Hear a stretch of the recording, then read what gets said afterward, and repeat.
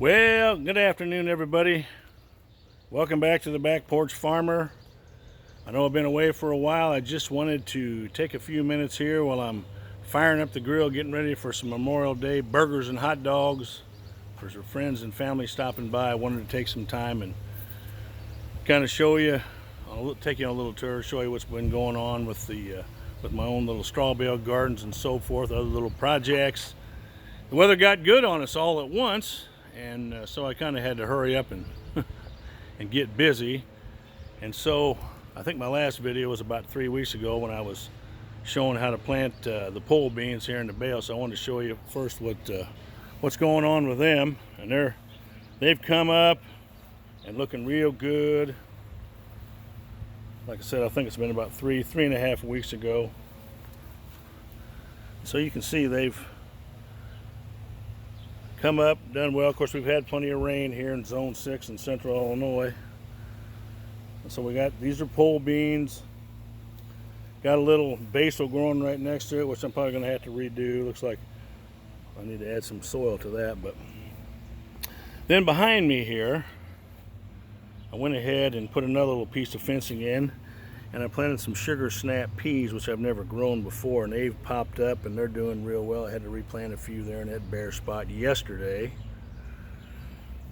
I transplanted some green bell peppers in this next bale, which I was going to do another video about that, explain how that works, and I can kind of do that now.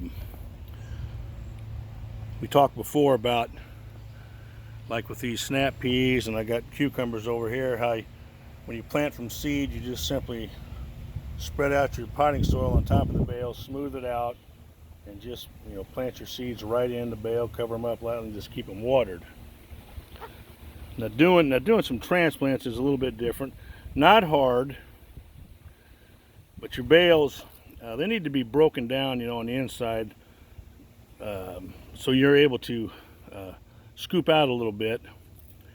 Like where these spots are here, I started out, I reached in with garden gloves on. I was able just to pull some out, and of course you can use a trowel. I use my trusty Japanese hori hori garden knife, which is just use it and just do a chopping motion, and it makes just dug out a little hole. Put a little potting soil in, a little water, and then you lay your plant in there and just build up all around it, a nice amount of potting soil, and that's all there is to it. And hopefully they'll take right off. I planted these a few days ago. It looks like they're doing fine, and that's all there is to transplanting. Actually, it's pretty simple.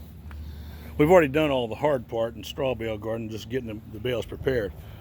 Over here I've got just some lettuce growing here. These are salad greens, mesclun salad greens. And I transplanted the other day, the same day I did the pepper plants, I transplanted some cherry tomatoes here. You can tell mine are not real big because I really had a heck of a time getting a lot of these seeds to germinate inside, just because it's been so cloudy and cold. I mean, it's been a really weird spring here in central Illinois. I think I moved all my trays of seedlings out that I got going. As you can see, it's quite a few. I've got multiple trays of peppers and tomatoes, several types of tomatoes at several different stages. These are some of the ones that are inside. They're finally getting a little sun, hardening them a little bit, because they were just getting kind of gangly. You can see these ones on the end here. They were not getting enough light, and hopefully they are now. One of my newest projects since I last videoed was I got myself a soil blocker actually last year, and this takes a little practice, making these soil blocks. This is my second time around. The first ones I just finally gave up and put them all back in the pile, wet them, and started over. And you can see these are coming on. These are only after like 3 or 4 days, and they're already sprouting. I got some beets and some cucumbers and some zucchini. But this is a little more of that trial and error I've talked about before. Just takes some practice. I got to where I've gotten pretty good at making the soil blocks.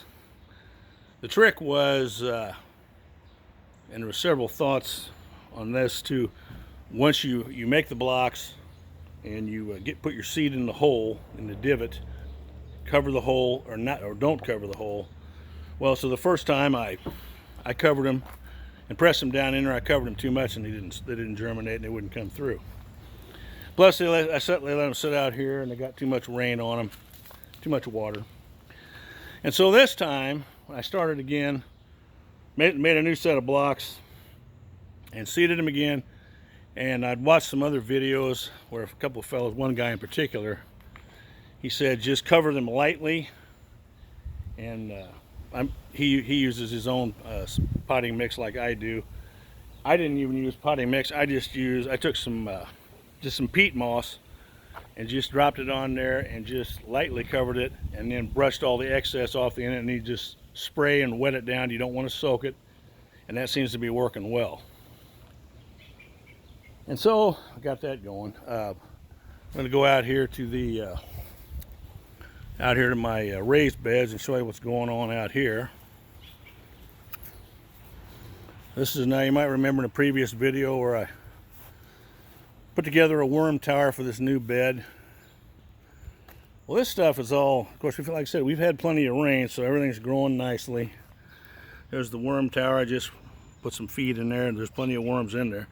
More sugar snap peas. The ones here growing in the raised bed are actually I planted these after the ones in the straw bales. These here are actually even looking better than the ones in the bales.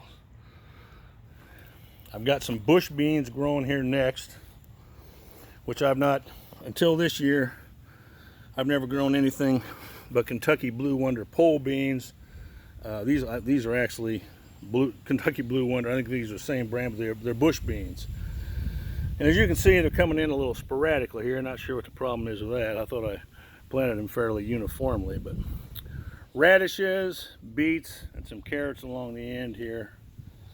You might wonder if that contraption is over there. I had, when I first planted out here, I'd come out in the morning and I'd have little holes. Had some kind of a burrowing animal out here. And so I didn't really, I've got plenty of chicken wire. Didn't really want to put it all that up around, have to fasten it down with some more poles and it'd be a hassle to get to and use. So I thought, hey, why not try a motion sensor security light? And so this is what this little deal is right here. Amazon.com, I found one. I think this one here cost me maybe 20 bucks. And it came like in 2 or 3 days. I simply screwed it down to a 2x6 so it's portable. Works like a charm. I just set it right here. And I'm telling you, when you come in there after dark, it lights up the whole yard. And so I've had a few little holes here and there, but nothing like it was before, so hopefully I've taken care of that problem. In the old raised bed here, I went ahead and put some more fencing in. I've got, as you can see, I've got some beans, pole beans growing here too. I've also planted some cabbage and some, let's see, what else is even in here? I forgot now. I think I got some more onions down here on the end. This bed's going to take some more work as the year goes on here. I needed to turn it before I actually planted in it just a little bit because it was pretty compacted. And so I had looked into purchasing a broad fork. Well, for any of you that know what that is or may have one, they're not free. Just an average one was close to $100.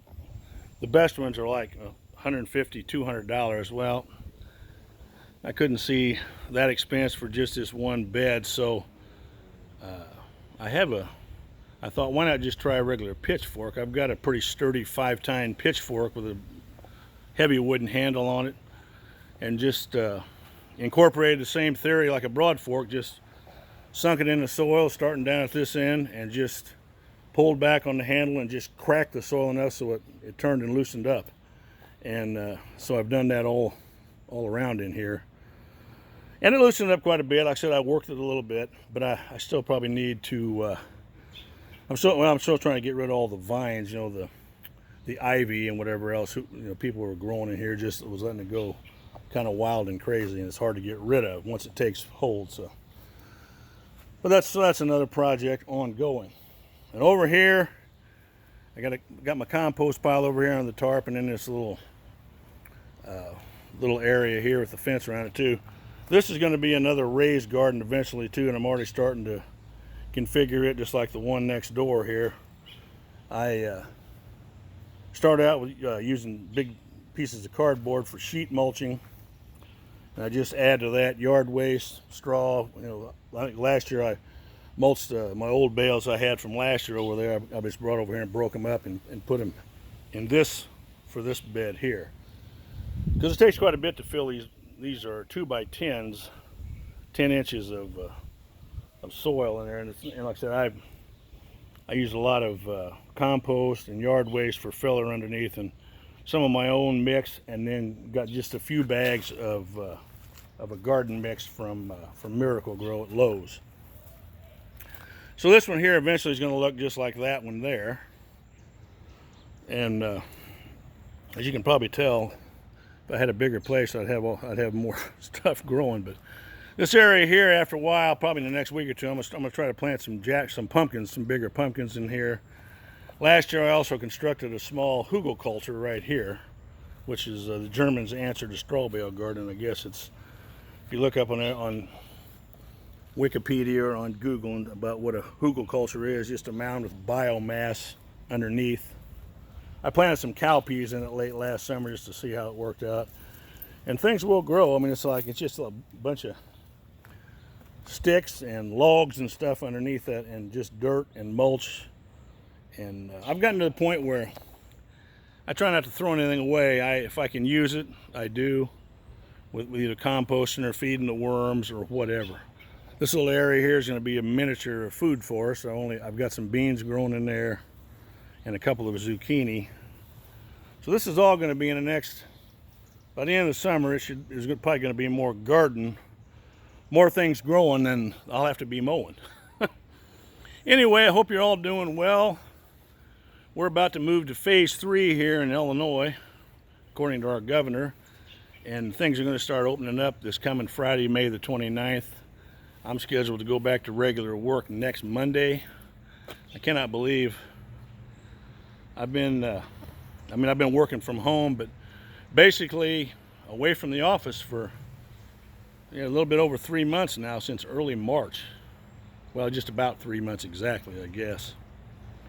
And so I hope you're all doing well, your families are well, and everything's going fine in your world. As you can see, the back porch, the farmer's back porch is a little cluttered right now. I need to do some more cleaning up, rearranging, which I'll probably do that this week before I go back to work. Anyway, I'm getting ready to grill some burgers and dogs for friends and family coming over. So just wanted to say on this Memorial Day, as a Navy veteran myself, Navy Seabees, just don't take a moment to remember the ones that gave all. I have several relatives buried in the National Cemetery here in Camp Butler. Went out today and put flags out for my dad and my uncle, my grandpa, my cousin, and a couple of friends that are from my hometown, Elkhart, also. And so just take a moment and remember our veterans who've gone on before us. It's not all about, going out and boating at the lake and grilling out. It's to remember our veterans on Memorial Day. So have a great day, rest of your day, and God bless you. And I'll see you on the next one. Thanks.